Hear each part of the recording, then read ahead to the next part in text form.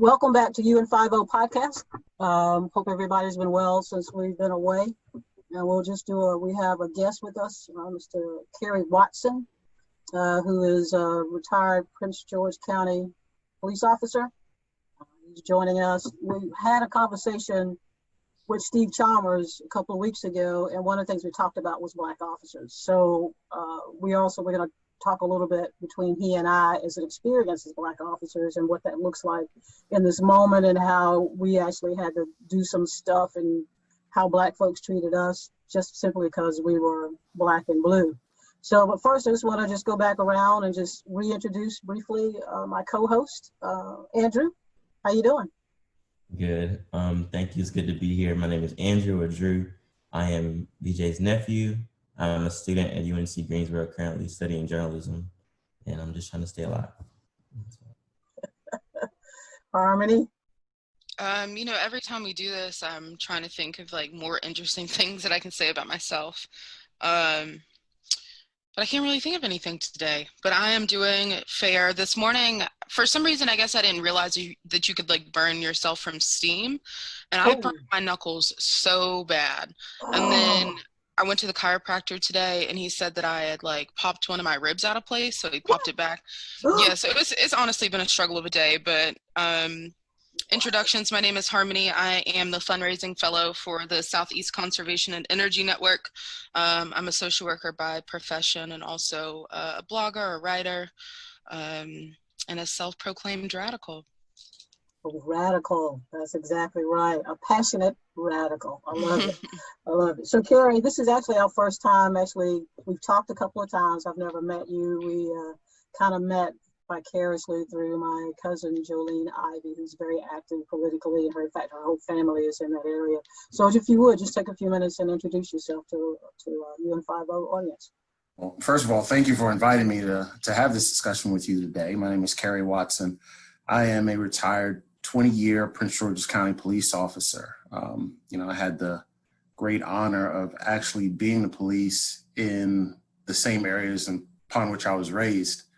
I ended up, it was a very interesting career, but I had an opportunity to be vice president of the Fraternal Order of Police in Prince George's County.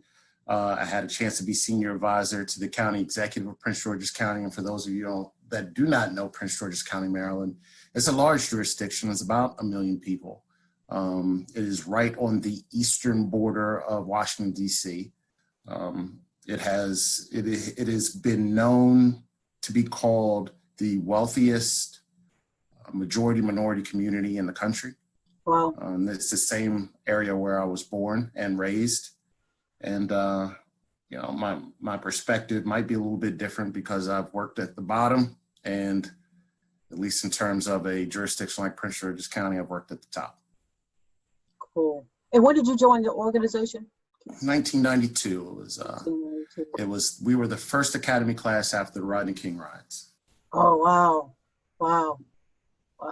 Thank you. Yeah. So before we get started, I mean, Kerry and I are probably going to be talking about some old popo stuff. But first of all, I just kind of want to hit on some things that have happened since we left, have come up. And one of the things I wanted to, what I want to talk about is today, how many of you saw that Amy Cooper, Karen from the Central Park, is going to be charged with false reporting? And I think they said that's 3rd degree. She could get up to a year actually going to jail, but probably will end up getting, I would assume, probably get probation. So anybody got any thoughts on that? No thoughts? Sure, I'll start. Good. I said good too, but was muted. Absolutely. Yes. Good. One of the things that I suspect we're going to discuss today is this idea that officers are responding to calls from people, from humans. And if there are humans that are allowed to make calls under those kinds of circumstances, and they turn out to be as false as hers, there should be consequences to that action. So good. He sounds like you're the kind of guy, homie. He does. I was muted, so I was like, wait, can nobody hear me? Because I just said good, like the exact like length of seconds and everything. So I'm definitely echo that sentiment. For me, it was just, it's interesting to see that it's actually going to happen. But it's almost like, okay, she could get up to a year in jail, but like the likelihood of it happening because she's an affluent white woman again comes to rescue her in a way, which for me, you know, it's just another example of how white privilege can literally be used in every single circumstance, even when you're not the victim. Mm-hmm. Yeah. But the fact that she's being charged, and also I read that the DA or the district attorney's office is actually asking people to report. And so because they're willing to make the charges. So they're trying to set this, I mean, she's being made of an example. Whether she gets, actual jail time, they're saying you just can't make those kinds of reports. So, I mean, I think that says something about the office. Drew, you got anything, any comment on that? I think it's similar to what Harmony said. I think it's a step towards progress. I hope that it encourages people not to call the police. I know that a lot of not to say not to call the police, but if you don't need to call the police, then don't call the police. I've seen on social media there have been, I know especially in Greensboro, there have been lists and stuff that say, if this happens, call these people instead of calling the police. So I think it's a helpful step. Like you said, she had to be the scapegoat, but hopefully it'll encourage people to find other alternatives if the police do not need to be called. Right. And I think, Kerry, the other thing that we saw was the gentleman that was dancing in the street. The thing is, I don't know whether you had time to read the article, he's autistic, and he also has some mental health issues. Right. Well, I think for me is that when people call, they say the officers are racist, but actually it's the white lady that picked up the phone to dial 911. When you really think about, because the officer is responding to the call, and he or she didn't generate that interaction. Does that make sense, Kerry? I mean, It makes great sense to me. I mean, at some point, whether it is the individual that made the phone call or the policies around which the officers who responded felt required to do certain things once they got there, either way, it's a problem and needs to be addressed. Look, I don't know those officers. I have no idea what their background is. One thing that I did admire about their response is at least they did their best to communicate with the individual in a calm manner. Now, we might be able to look back at them and suggest that maybe it wasn't necessary to go hands-on quite as quickly as they did. We can discuss that. Right. But, I wrote an article maybe about a month ago now that discussed the incentives that exist for police officers to act in a certain way. And I would argue that those officers who were engaged in that call felt required to respond in a certain way based on the policies that exist in their particular police department. And those are the things that we need to look at. Those are the things that we need to address. Exactly. And like you said, the way I thought the way they interacted with the gentleman, and his name was Mr. Watkins. The first thing he said, I did see you dancing, which wasn't a problem for the officer. And then he also said, he asked him eventually, are you considering harming yourself? Because he wasn't sure whether or not he was actually dealing with a person who was having a mental crisis. And because we don't know that. So I thought the initial response was good. And then Mr. Watkins began to just kind of bristle against that interaction. And then stuff started to happen. Any thoughts on that? Did you guys get a chance to watch that video? I did. What did you think? Go ahead. Sorry. I was thinking, I know a big thing that you taught me and everyone it says about compliance. I mean, how simple that theory and ideology is, but I was kind of questioning the individual's actions after the fact, after he was detained and stuff, because it didn't seem as if he was complying and totally. I may be wrong, but I don't agree with them the way that it happened at the beginning. I thought he was minding his business. But do you understand though, Drew, that they were called to the call, so they had to interact with him. And the way they approached him, they asked, because I think the first officer was kind of saying, look, I was watching you dance. And then he went into his almost CIT thing where are you thinking about harming yourself? Because he was walking in the street, which you really can't do because it's blocking traffic. That there is a law against that. So having to make sure he moves over to the side. So I think for me, I think they handled it the best they could. And then Mr. Watkins began to, to resist and not be comfortable with the interaction, and then it just became a struggle. So what do you think, Harmony? So I didn't watch the video, okay, but it just reminds me of why it's important to have people on those types of scenes that understand like mental health and how to kind of assess those things, because I can tell you that I've been in situations where people are acting a certain way, and based on, my clinical skills, I can make reasonable assumptions about what's going on and also how to interact with them. It reminds me of this one situation. One time I was driving past Durham Regional. I was just leaving from visiting my dad. And you remember how the old emergency room, there was that really, really long road. And there was just this man lying in the street. And he had like urinated on himself, and like the police were trying to get involved, and I was like, let me just talk to him. I think I can get him inside. So just by me talking to him, I was able to get him back inside. I think that he was detoxing from a number of different substances, but again, I think it just goes to show how, we need to make sure that we have people that are competent in the skill sets that they need for those specific types of calls. And I just wonder how much different it would have been if there was like a social worker involved that had this clinical knowledge and skill to really make an accurate assessment. Yeah, but how do you do that when you don't know who you're dealing with? I mean, because 911 is the first thing they call. So there's no way they don't have any idea this individual is autistic. Right. And see, I get that, but I think that there could be like better screenings put in place. Like this man was dancing in the street. You mean to tell me that a 911 operator couldn't have taken the time to get some more information if said system existed, to then make sure that who was responding was appropriate? One, so that we can allocate our resources better. And two, so that we're able to assess the situation. Because again, like I understand this idea of compliance, but you are teaching that to people that are able to function on a typical level.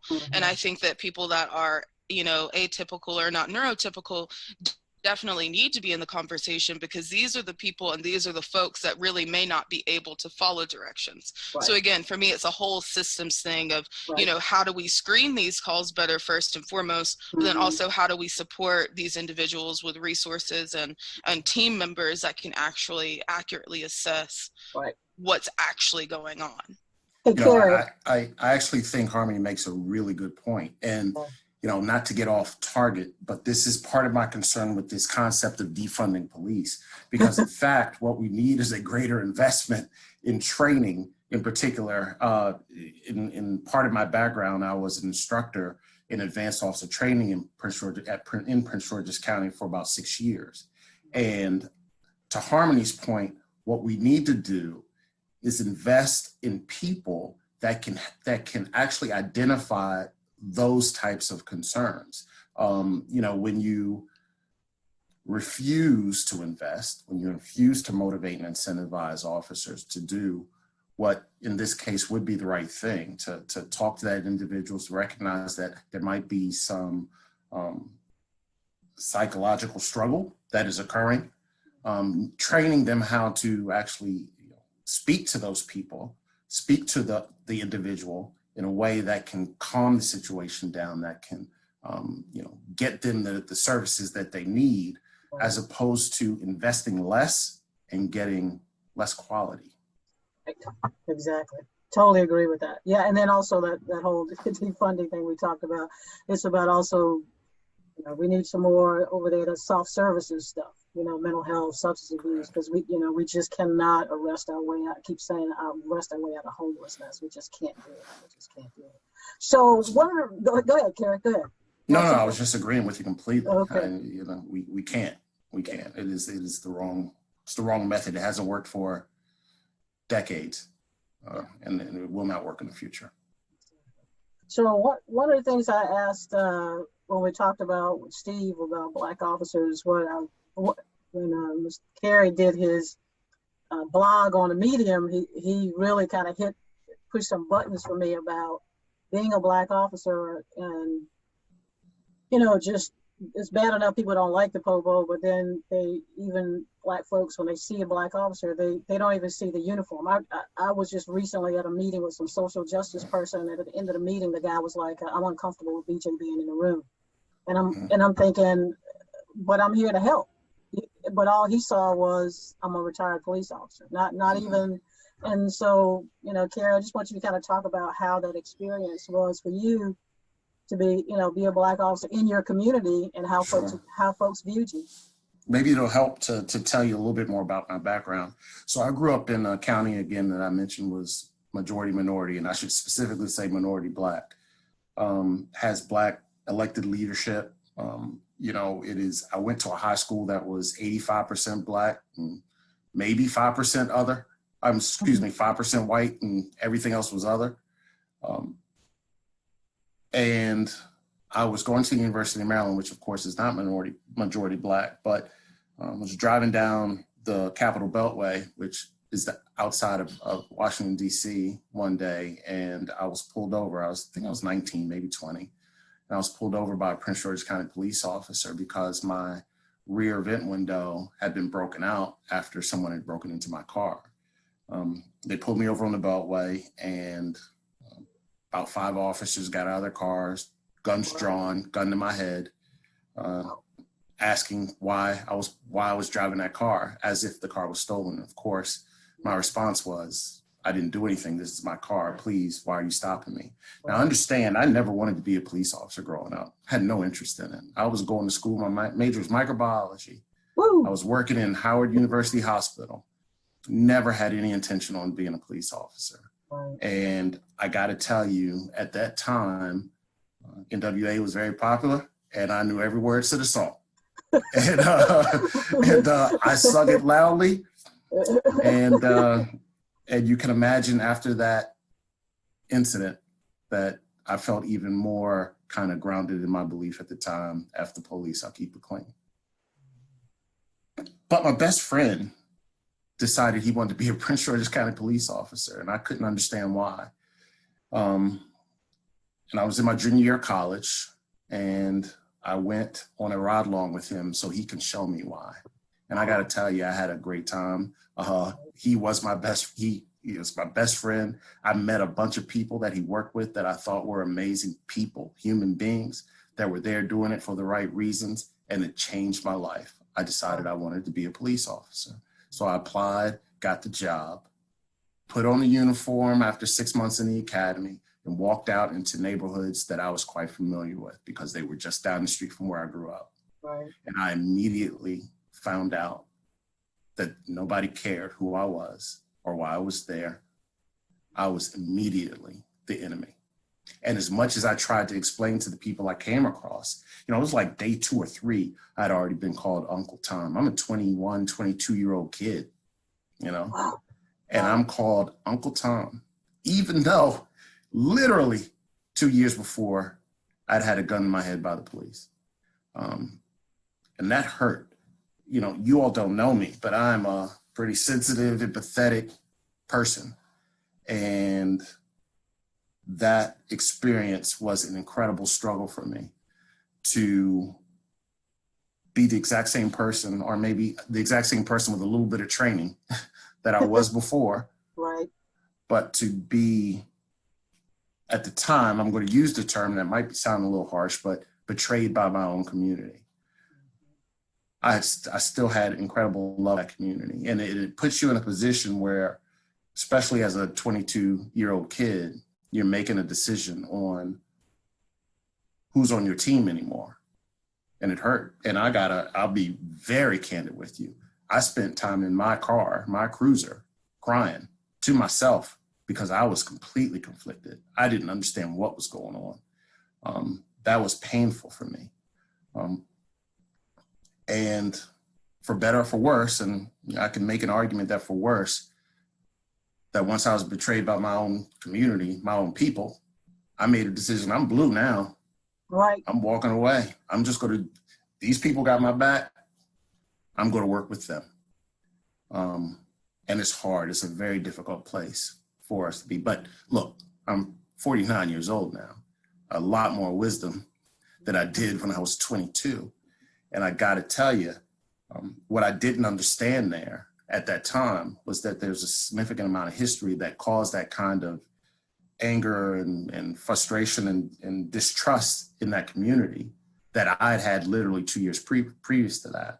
And that, it requires me and every person that puts on that uniform to give an extra second to understand that there is history that causes that kind of anger and disgust. But I'm not a fan of giving passes when people have to make their own decision at the same time, right? Right. And at the same time, our communities have to acknowledge that there are opportunities and to make a connection with someone that's walking into the community. I heard so many times in my life where we got to police our own. We got to take care of our own. But as soon as your own walks in the door, you treat them like you're them. And that can't happen. I'm not going to sit here and tell you it goes both ways. But for an officer who has compassion, empathy, sensitive, wants to do the right thing, they can only take that for so long, and they have to make a decision and walk away. Or toughen up, do the job the way everybody else does it, because it's not easy. So let's just for just a second talk about that whole piece about being blue. You like you said, because of how rigorous, or you weren't accepted. You were patrolling your own community, trying to do the right thing, and then you were like, well, I'm just going to be blue. So what was that? I mean, when you made that decision, what did that look like for you? Look, I mean, the reality is, despite what the public wants to think, the overwhelming majority, and it sounds contrite, it sounds cliche, but the overwhelming majority of the people that I met on that job were good people that actually wanted to do the right thing. But it wears on you. It is a hard job to do.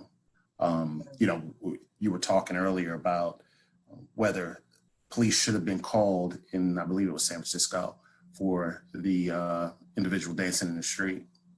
But those are the kind of calls that we get. And I can promise you, in the communities that which I was raised, in the communities in which I policed, the people that were calling the police were Black people as well. And we were responding to calls to make them feel comfortable, make them feel safe. And those were dangerous communities where I worked. To suggest that somehow my interaction with my community every single day was negative, or the people that I worked with, and again, I'm not going to say 100% of the people I worked with were good, but the majority of them were. Right. It is, can you imagine, and I think you can, if you can imagine being told that no matter what your heart tells you, no matter how much effort you put into doing the right thing, that it doesn't matter, at some point, you either quit or you join the other team. And I don't want to suggest that either decision was good or bad, as much as I felt at the time it was forced. And I think everyone has to do better. And that is not to excuse the behavior of any cop that goes over the line, or, God forbid, puts their knee in the neck of a person. The cops are not out there to provide justice. It's not to give the sentence. It's just to protect the public. So I will not excuse the behaviors of officers like we saw up in Minneapolis or in other places throughout the country. But it is a hard job. It is a tough job. And anyone that has never gone on a ride long, couple nights on a busy Friday or Saturday night in a difficult community where there's a lot of crime, I would highly encourage it. And quite frankly, don't talk to me until you do, because it's hard. It is hard. And there's people out there that really care. It is. It's a lot. Any Harmony, you got anything based on what he just said? Well, as an empathetic person, I really appreciated that a lot of what you were saying, Kerry, was based on the way that you felt and your truth. And that's the thing about people's truth, right? Like my truth can be completely different from his, and they can both be true at the same time. So, you know, I always appreciate when people are vulnerable enough to speak their truth, even if it can make people uncomfortable. As far as what he was saying, though, I did have one question. You said that at one point you had to choose, you know, being blue kind of over being black just because you felt like you had to do that. So, like, what did that look like for you? And, like, did it affect your policing, or would you say that it was more of just like a personal decision of who you associated with, who you trusted, and things of that nature? Because I was curious about that comment. Sure, and that's the right question to ask, actually. So I would argue that it's more of the latter. You know, I don't think that I was not perfect. I promise you that. I was not perfect. I think that the empathy that I have naturally still existed. Mm-hmm. But here's a reality of the job. I saw more dead Black men in my career than I can recall. Mm. I'm not sure. I don't think I saw any dead white people in my career other than fellow officers. Wow. And there's something to be said about that.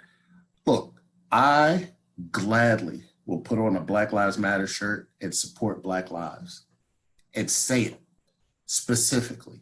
Black lives do matter. However, to suggest that Black lives matter in a vacuum outside of, with the exclusion of only Black lives that are killed by police officers, that's what I have a problem with. I saw a 12-year-old girl murdered, stabbed in the back, dead. I saw a 20-year-old woman shot in her apartment and her 2-year-old or 1-year-old locked in the bathroom. That is just two of the ones that I can actually remember. Mm. But I can tell you that not a single protest occurred. There was not, as far as I could tell, an angry person just sitting there. And those lives matter. They matter. So why are we not talking about that? It's the data says that it is a remarkably small amount of Black people that are killed by police. Unarmed, innocent Black people killed by police. And I think it needs to be said that killed by police versus unarmed killed by police versus innocent killed by police are literally three different things. Because you can be unarmed and be dangerous. You can be killed by police and be dangerous. But, you know, in those circumstances where innocent, unarmed, nonviolent, or people that didn't need to be killed die at the hands of police officers, we need to go after those people that did that with everything that we have as a society. However, we cannot ignore the children and the adults that die every single day, Black people that are dying every single day. Now, I would argue that it's not necessarily solely at the hands of other Black people, as opposed to a system that exists to create the poverty levels and the systemic racism that exists in this country. There are reasons that we are killing each other, but let's not sit in our houses or our apartments or in our cars, suggest that somehow those lives didn't quite matter as much as the one that was killed by a white cop, because they do. Let's stop ignoring that. All Black lives matter. All Black lives matter. Yeah. I'm just amazed at a lot of things. I had a question about something that you said earlier that would, I agree with Harmony and with you, I'm a very empathetic and sensitive person as well too. So I know personally, if I was working in communities who looked at me as if I was different if I had a uniform on, although we had the same color of skin, it would form a form of apathy almost. So like I would want to ask what devices or things did you use to allow you to stay on the forefront and to keep pushing and have the empathy towards your people who didn't see you as you know what I'm saying, didn't see you as before you were. Absolutely. If you looked at my career after my stint on the street, and so BJ could tell you what on the street actually means, but I had a really pretty remarkable career. And I only spent beat time on the street for maybe a year and a half. But then I was a canine handler, then I was an instructor in training, and then I became vice president of our FOP. And what do all those things have in common? My job is to support, the jobs that I had were to support cops, right? So canine handlers take the calls that regular beat cops just don't have the equipment or ability to take. Training, when I was teaching, I said to my classes very specifically, my job is to, number one, keep you alive. Number two, keep you from being injured. Number three, keep you from getting yourself in trouble. And then obviously as vice president of Fraternal Police, my job was to fight for officers' pay, officers' benefits, and quite frankly, to protect them from, protect their rights that are provided to them by the law. So my focus as a servant kind of changed, unfortunately. Retrospectively, I wish it hadn't gone, well, look, I'm in a good place, so I'm not complaining about my path, but I wish I had the energy or the wisdom at 23, 24 years old to fight through that pain that I was feeling by being betrayed by my own community. I do. I wish I do. I wish I did. But now that I am in my late 40s, I do feel like I have the voice and confidence and wisdom to actually speak about what it is that I've experienced. I don't pretend to be an expert at anything, but what I've actually experienced in life. The thing that for me, when I was out there on the street, was what kind of like what you're saying, Kerry, is just trying to figure out how to navigate the fact that, I'm a Black police officer, but they're still looking at me as just a police officer, and that I'm the bad person that's coming and doing something. But I guess from my perspective, the way that I felt like what I was trying to do was just making sure they understood that I saw them where they were, wherever that was, and then they could also see me. So, I spent a lot of time in the community. I was out of the cars. I was sitting on porches with old people. I just really. But I think that was just something that was in me anyway. If that makes sense, that was just my core to be able to do something because I cared about the community. I mean, we spent a lot of times being in that space, and then trying to get people to understand. I think for me, the community policing part. It's, like you said, taking care of our own community. So like Harvey and I may live in the same community, right? And then my son comes home from prison and he's out on a corner doing something. So Harvey might say, Miss BJ, can you tell your son to stop selling drugs, right? And then that's that communication in the neighborhood before I have to call law enforcement. That's the kind of community policing that should happen. And then if we do that safe community stuff, then hopefully between Harmony, me and my son, I can identify services that will help him do that. But I've done that within the community before I end up calling the police to do those types of things. And I think that's how, I think for me, that would be really good as to how we teach communities to really take care of themselves before they end up having to, but that's an education piece. And but they got to come. Somebody's got to figure out how to go to the community and say, "Okay, BJ, we know your son's on the corner, but we want to help you navigate and help him do whatever you do." So Ms. Harmony can quit calling you at 3 o'clock saying, your son is disrupting our neighborhood. So figure out how to do that, and it's just, I remember one time I was in plain clothes. I don't even really remember the meeting. I was talking to this young man and we were having a good conversation. I shook his hand. As soon as I shook his hand, he said, "What do you do for a living?" And I said, "Police officer." He physically recoiled. And I have never forgotten that. It messed me up. It messed me up because I'm like, you don't know me. You're judging me because I like living indoors and using toilet paper. That's the only reason. It's a job, bro. It's a job. But so having to have that kind of feeling from Black people in the community, and then let's not even talk about the racism that's inside the police department, which are predominantly male, predominantly white. That as a Black female, I had to deal with that, being Black, female, gay, and then all of a sudden I'm running an agency, so you can't even. I had to learn how to be comfortable with being uncomfortable. So then I go out into the community, and they're like, they still don't like me. It's like, oh, you just. I will. Let me. My story like that, actually, I mean, I have a lot of stories like yours, but I have one particular one after I retired. I went to a transitional home for men.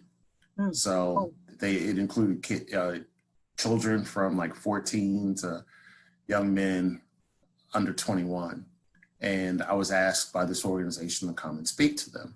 So I wanted to talk to them about, I did not grow up poor. I won't even pretend that I grew up poor. I was middle class. Okay. But I grew up in an area where there were a mixture of low income folks as well. Right. And the thing that I went to talk to them about is how the circumstances of their life right now, after they've been arrested as children, but are going to be sent back into society to be, and the potential that they have, was basically what I was talking to them about. So I remember going through my conversation with this group and someone saying, stop, wait, one of the young men, stop, wait. I said, yep. He said, so you were what? Prince George's County Police? And I said, yep, I'm retired. I've been retired for a few years. And he says, I hate cops. Right. I kind of lost the room at that point. Right. It didn't matter who I was or where I came from or why I was coming there to speak to that group. The only thing, and I would argue that a lot of the young men that left that discussion walked away with that MFing cop was trying to talk to me. That's hard. I listened to your story. Black, female, gay. Who loves you? You know what I mean? Right. Who loves you? Who's on your team? Right. It's, but yet your heart is in the right place, and people lose it for the titles that they want to put upon you, want to place upon you. You are a human being that cares enough to give, even when you don't have to. But it gets lost, and it's a sad state of what our society is, to be honest with you. And again, we can talk about what white folks have done for 400 years all day. I'd be happy to. Let's go. But at some point, we've got to support each other, right, as well. Yeah. You singing your song, Harmony? You singing your song? Well, you said something earlier, BJ, that really resonated with me, which was teaching communities how to police themselves. And it reminds me of this concept of restorative justice, which doesn't say, necessarily whose fault is it and what is the worst punishment, but how can this be repaired if anything can be done? And so I think that this idea about restorative justice and teaching people how to police their own communities and police, themselves, really, it's really in line with the restorative justice that needs to happen between police and community members. Because I hear both of you saying that people have these initial reactions to you once they learn your title. And I think that is just another example of this generational trauma that Black and brown folks really didn't have a name for until recently, but have been dealing with and, having to cope with without having the proper skills. So, I definitely hear what you guys are saying. And again, that's your truth. I can't say that it's wrong, and I don't think that it's wrong. I'm not even sure that I would have handled it differently if I were in your shoes. But the next question for me then becomes, how do we start to make these reparations between community and police and vice versa? One of the young men at your event the other week, BJ, said something that was really poignant to me. He said that this isn't good for law enforcement and it's not good for regular citizens. He was referring to the George Floyd thing, because then it becomes this issue of who can I trust? Who is going to be on my side? How can I depend upon this when it seems like there's so much unpredictability that surrounds this idea of policing? So yeah, I would just be interested to hear both of your thoughts on kind of what you think can be done to at least start the conversation of having these restorative justice type of conversations with community members. Yeah, I think definitely. I think that starts with the community buying into that, and then the government supporting that. You know, the tax dollars fall, because I mean, everything that we talked about that we hit it on the last time, you got to follow the dollars. Everybody's talking about defunding. It's going to cost to do what we need to do. It's going to cost to increase, you know, folks working in mental health. It's going to cost to have homeless shelters. You know, so you got to figure out. I think everybody, like diversion programs, those types of things, and getting the community to support those things is paramount. And educating them. I was looking at some in Eugene, Oregon. They've got some program called Cahoots. They've been doing it for 30 years. They actually have somebody that goes out and does exactly what the gentleman in Alameda. They would have been the first responder, you know. And they said it took some time for them to build this relationship with police officers, and now they take just as many calls, and they go there and they screen it, like you said, Harmony. They screen the calls, and this thing, and I think it was a play on words that they were in cahoots with police, and I don't know what what the acronyms actually stand for, but it works, and they're getting other folks are starting to look at them. Now, you know, mind you, they can't be, you know, you wouldn't have Kahoot sit down in Prince George or sit down in Durham, but you at least look at what they got and try to develop that. So yeah, I'm definitely all about the restorative justice, doing something different. And then the other thing too, I'm not saying that white officers, you know, aren't doing the gold standard. And I think Kerry mentioned, I mean, there are plenty of good white officers. But when you look at the data, there are close to 800,000 law enforcement across this country. 65% of them are white, 12% are black. And so for me, that if I'm in a predominantly black community, not that a white guy can't relate to that black person, but there's just something about, like Kerry, you would think that because Kerry's from that community, that him being in the community is like, oh yeah, when he gets a call, I know so-and-so. So why would you want him in that community? Because he knows you and he can build that. And so for me, I think it's a good profession. I think there needs to be more black bodies. And I think I can't train a person on how to be a human being.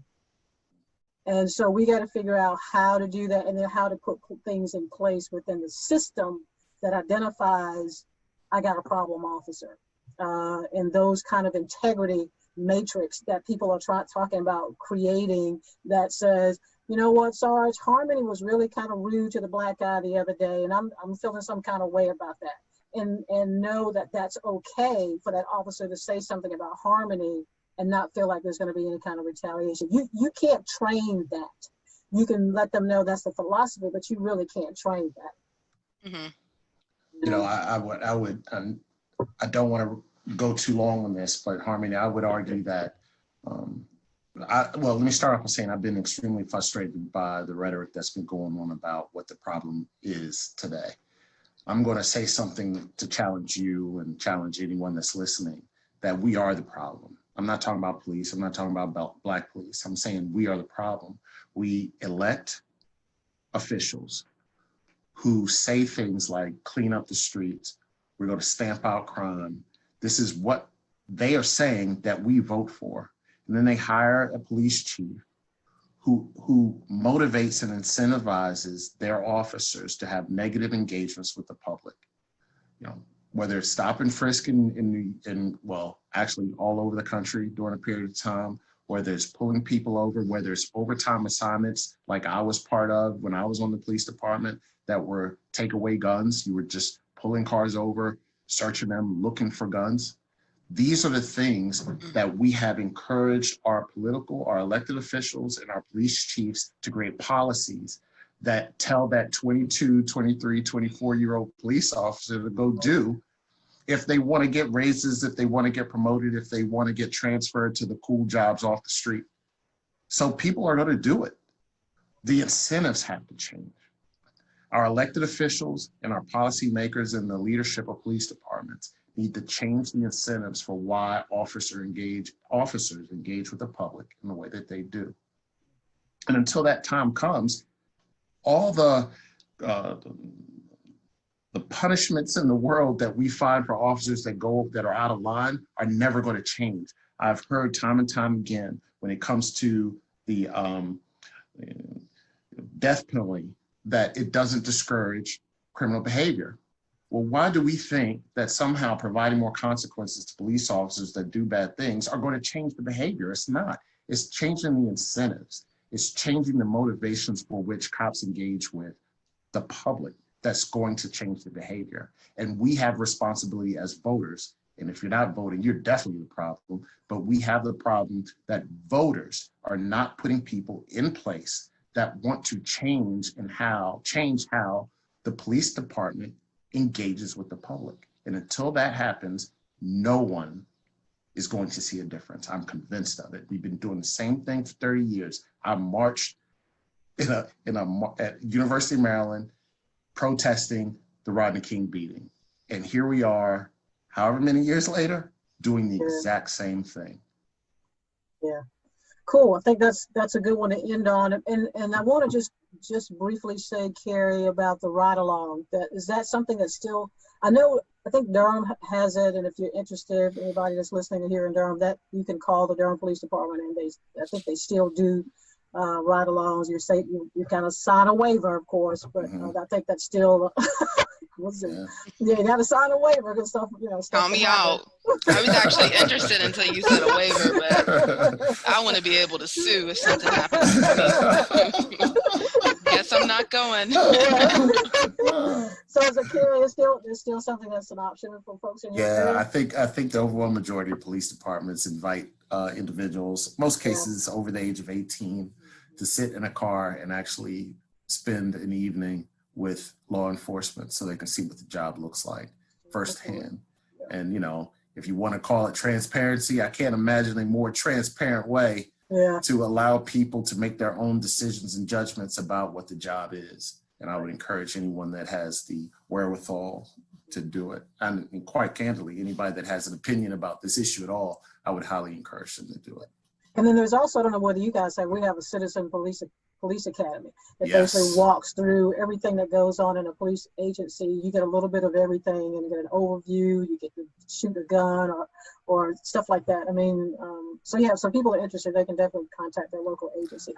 My mom is a graduate of a Citizens Police Academy. Oh, so yes, okay. please do it.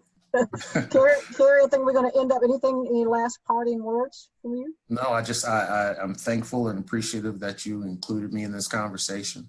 I do literally pray for a day where we get through this and we all figure out how to work together and be a better country and a better community. Yes, thank you. And we'll probably have you back because I'm sure there's going to be some more stuff going on. I love your perspective. I love, the things that you bring to the table, and I've enjoyed the conversation. Again, thank you for doing that. You guys got any parting words? Thank you, Mr. Watson, for coming and talking to me. You taught me a lot, truly. Thank you. Harmony, you got anything? Just again, I always respect people speaking their truths, even if it's not, the popular thing. And especially as a Black man, I think it's really powerful for you to speak on your truth, or even to speak about crying. Like, that is such a taboo in our communities. So I think that it's affirming just for Black men in general to hear that other Black men in typical masculine positions also have emotions. I definitely appreciate that. And it was, I think, just another added complexity to the conversation that was beneficial. Cool. My pleasure. Thank you. Thanks again, Kerry. I really appreciate you joining us. And that's going to be it for us this time. My name is BJ with UN50. Go to my website, un50.com. Or our Facebook page, and I appreciate you guys being here with us. So just stay safe, stay well, and peace.